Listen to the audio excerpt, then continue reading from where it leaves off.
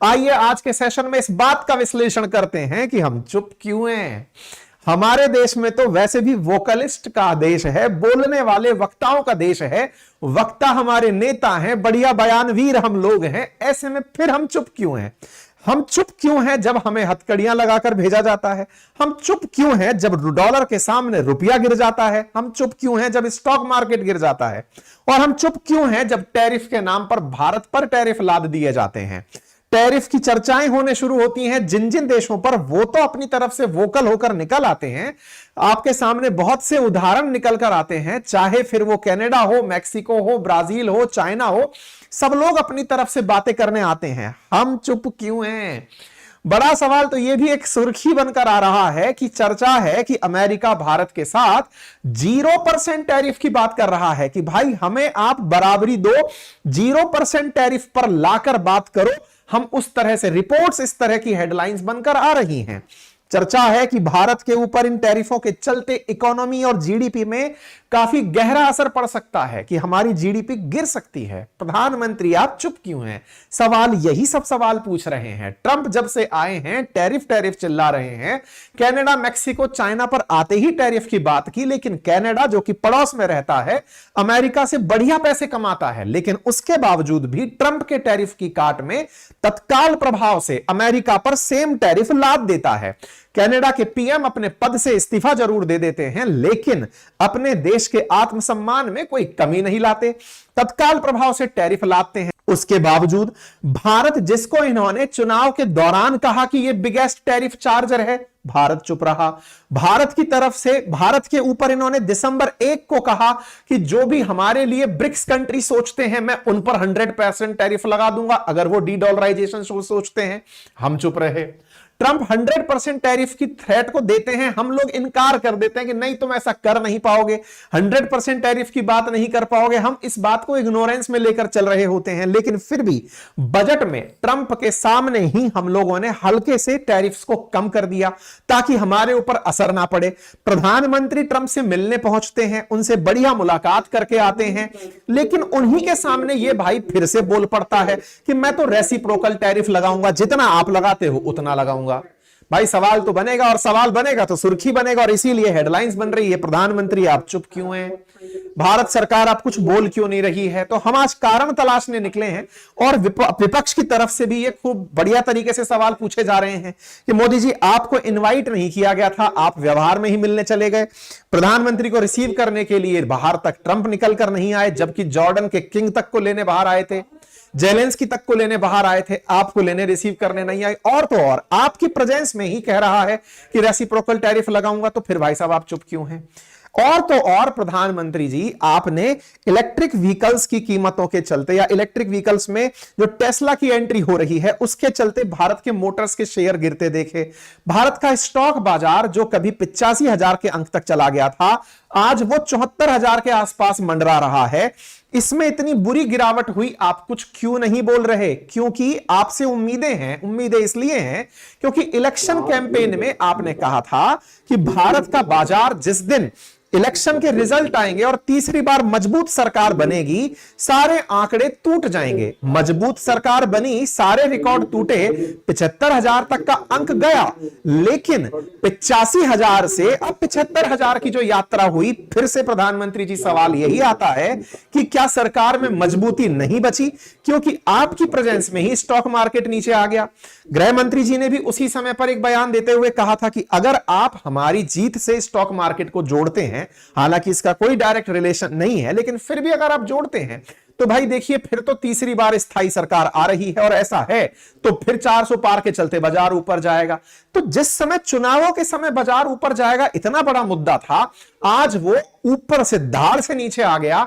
लगातार नीचे के वो रिकॉर्ड बनाता जा रहा है। रिकॉर्ड ऐसे कि तुलना ये की जा रही है कि 5 महीने की मंदी तो 1996 में आई थी, वो मंदी अब आ रही है। सवाल फिर से बड़े हैं कि प्रभु अब क्यों नहीं कुछ हो रहा? हमारा देश स्टॉक मार्केट के डूबने पर कुछ क्यों नहीं बोल रहा? ट्रंप फिर से कहते हैं कि मैं 2 अप्रैल से लगा दूंगा रेसिप्रोकल टैक्स, हम फिर चुप हैं। तो भाई साहब, कारणों में सबसे पहले कारण तक निकलते हैं। उम्मीद है कि आप सबके दिमाग में भी यही सारे प्रश्न अब तक तैर रहे होंगे, क्योंकि अखबारों की हेडलाइन बनने शुरू हो गई है, भारत चुप क्यों है। आइए तलाशते हैं कहीं क्या कारण, क्योंकि सरकार ने तो अभी तक आंसर दिया नहीं है, फिर भी क्या पता चुप्पी के भी कुछ ना कुछ कारण होते हों। वो कारण क्या है जिसके चलते चाइना तो खुल करके बोल देता है इनके खिलाफ और हम नहीं बोल पाते? उस कारण का एक्सप्लेनेशन मिलता है भारत की डेमोक्रेसी में। और आप पूछेंगे ये कैसे? देखिए, चाइना के अंदर जो हाल है वो आप जानते हैं, कम्युनिस्ट सरकार है, तानाशाही सरकार है, कोई विपक्ष की भूमिका ही नहीं है, सिंगल पार्टी शासन है। सरकारें आती हैं, फुल पीरियड ऑफ टाइम के लिए अपना काम करके चली जाती हैं। आर्थिक दशाओं की अगर बात करें तो भारत से 5 गुना बड़ी इकोनॉमी ये रखते हैं, और इन्हें पता है कि अब नंबर 1 और 2 की लड़ाई है, तो 2 वाले को अब 1 को चैलेंज करके ही आगे बढ़ना पड़ेगा। ये तो खेल खेल जाते हैं। हमारे साथ इस बार एक गड़बड़ हो गई, और वो क्या गड़बड़ हुई? इस बार भारत में जो सरकार है ना, ये पूर्ण बहुमत की सरकार नहीं है, और भारतवासी इस पूर्ण बहुमत की सरकार के ना होने के नुकसान फिलहाल फील कर रहे हैं। वो कैसे? याद करिए कि 2014 में केंद्र के अंदर भाजपा प्लस की सरकार 336 सीटों के साथ थी, जिसके चलते बीजेपी के पास जो बहुमत था उसके चलते उन्होंने काफी बड़े बड़े डिसीजंस उस समय लीड करके लिए। चाहे 370 का मसला हो, चाहे राम मंदिर का मसला हो, ट्रिपल तलाक का मसला हो, या पाकिस्तान पर सर्जिकल स्ट्राइक का मसला हो, ये सब खूब डेडिकेशन के साथ लिए गए फैसले थे। लेकिन 2024 का जो मामला हुआ, जिसमें 400 पार की कवायद की गई थी, वो फुलफिल नहीं हो पाई और बहुमत अटक गया सहयोगियों के भरोसे। सरकार तो बना गए, लेकिन बीजेपी ने बहुमत खो दिया। बीजेपी का जो बहुमत 272 से ऊपर का रहने का था, वो 240 पर अटक गया। सहयोगियों के भरोसे हो गए, और जो सहयोगी हैं वो जाने जाते ही इस बात के लिए हैं कि और कितना दिन चलोगे। मतलब अभी बिहार में इलेक्शन है, और ये मोदी जी को पता है कि इनको अगर कोई भी किसी तरह से सरका ले गया तो खेला बिगड़ जाएगा। ये 2 वो मित्र हैं जिनको मोदी जी भी बढ़िया से नमस्कार करके चलते हैं, क्योंकि ट्रैक रिकॉर्ड बड़े खराब हैं। अटल जी की सरकार गिराने के लिए ये जाने जाते हैं, और ये मोदी जी के खिलाफ गठबंधन बनाने वालों में जो इंडिया अलायंस है उसमें आगे खड़े हुए यही दिखाई दिए थे। कुल मिलाकर के इन दोनों का डर सरकार को ना ले डूबे कहीं, इस चक्कर में तो चुप्पी नहीं साध रखी है। ऐसा क्यों? क्योंकि अमेरिका के पास फंड है, ये दुनिया जानती है, और उस फंड का उपयोग वो भरपूर तरीके से दुनिया की चीजों को प्रभावित करने में करता है।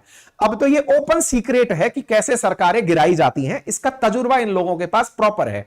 तो हमारे देश के अंदर बिहार को लेकर स्पेशल बजट आना हो और एनडीए में इनका बने रहना हो, यह अपने आप में बहुत बड़ी कवायद दिखती है। और इस चीज के चलते भारत अनुभवों को, वही वाली बात है कि दूध का जला छाछ को फूंक दे के पी रहा है, क्योंकि पड़ोस में बांग्लादेश के अंदर अमेरिका के कारण बदलती हुई सरकारें हमने देखी, और वो परिणाम आपके सामने खूब चर्चा का कारण बना।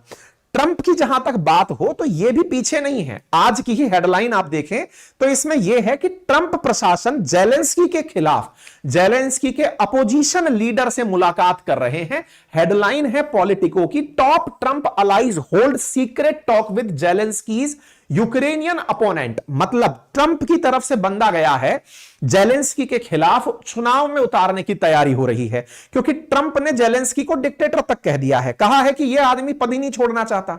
युद्धरत रखते हुए जेलेंस्की यूक्रेन में सत्ता में बने रहना चाहते हैं, इनकी मंशा यह है। और बोले ऐसा अगर हम करने लग गए तो अमेरिका तो एनी टाइम युद्ध में रहता है, फिर तो हमारे प्रेसिडेंट हटेंगे ही नहीं। लेकिन युद्ध के दौरान भी इलेक्शन हो, यह हम चाहते हैं। और ऐसा करते हुए ट्रंप प्रशासन यूक्रेन में पल्ला फेरने के लिए निकले हुए हैं।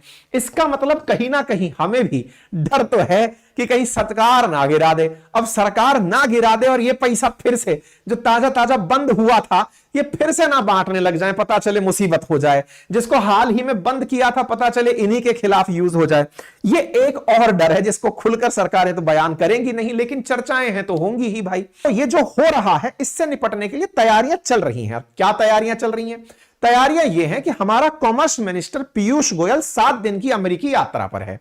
अब आप कहेंगे साहब उनको क्यों भेज दिया? बोले यार व्यापार का मंत्री जाएगा और कौन जाएगा। इसके पीछे का एक कारण और भी है, और वो कारण ये है कि अभी अमेरिका और भारत के बीच में जो ट्रेड है वो लगभग $125 बिलियन से $150 बिलियन के बीच का रहता है। उसे $500 बिलियन तक ले जाने की बात ट्रेड मिनिस्टर ने अभी 2 हफ्ते पहले ही की थी। कि भारत और अमेरिका बातचीत कर रहे हैं कि कैसे हम अपने व्यापार को $500 बिलियन तक लेकर जाएं। इसका मतलब ऑलरेडी हम लोग ट्रेड के वॉल्यूम को बढ़ाने पर काम करना चाह रहे हैं। ऐसा अगर होता है तो ये ट्रेड वॉल्यूम बढ़ेगा तो सारी तरह से मंदी को काउंटर किया जा सकेगा, टैरिफ से हुए नुकसान को प्रोडक्शन इंक्रीज करके कंपनसेट किया जा सकेगा, क्योंकि टारगेट $500 बिलियन है, अब से 4 गुना ज्यादा का टारगेट है अगले 6 से 8 महीने में। इसका मतलब कहीं ना कहीं इंटरनली दुनिया में जो चल रहा है उसका बेनिफिट उठाने की तैयारी में भारत पहले से तैयारी कर रहा है। और आने वाले समय में अगर वाकई में कभी अमेरिका के साथ 1-on-1 खेलना है तो उसके लिए जरूरत है कि हम बयानबाजी से ज्यादा रियल मुद्दों पर काम करें। रियल मुद्दे ये कि देश के अंदर कैसे रोजगार बढ़े, लोगों को कैसे इंफ्रास्ट्रक्चर के अंदर काम मिले, कैसे हम लोग मैन्युफैक्चरिंग के अंदर आगे निकले, कैसे अमेरिका जैसे देश बार्गेनिंग करने जब हमसे आए तो हम अपनी शक्ति की वजह से उन्हें काउंटर कर पाए। आवश्यकता भारत को अभी आत्म केंद्रित होकर के मजबूती से खड़ा होने की है। ऐसे में ये सारे कारण अभी निकल कर आए। बाकी आप लोगों को जो कारण संभावित लगता है उसे कमेंट बॉक्स में जरूर बताएं। एक न्यूज ताजा ये जरूर है कि चाइना ने भारत के साथ कहा है कि क्यों ना ड्रैगन और एलिफेंट मिलकर कुछ बढ़िया कर लें। इसका भी विश्लेषण हम आने वाले सेशंस में जरूर करेंगे। उससे पहले गुजारिश यह है कि हमारे अपडेटेड सेशंस के लिए आप चैनल को सब्सक्राइब कर लीजिए, जिसके लिए आपको एक साइड में दिया गया बटन दबाना है, जिसमें 0.17 सेकंड लगता है क्लिक करने भर का। चार्ज कुछ नहीं लगता है, लेकिन हमारी जो भी खबरें आप तक आती हैं वो तत्काल प्रभाव से आपको पता चल जाती हैं। तो ऐसे में आप उसे सब्सक्राइब कर लें। ऑलरेडी किया हुआ है तो सेशन को लाइक करें, साथियों से साझा करें और अपनी राय कमेंट बॉक्स में लिखें।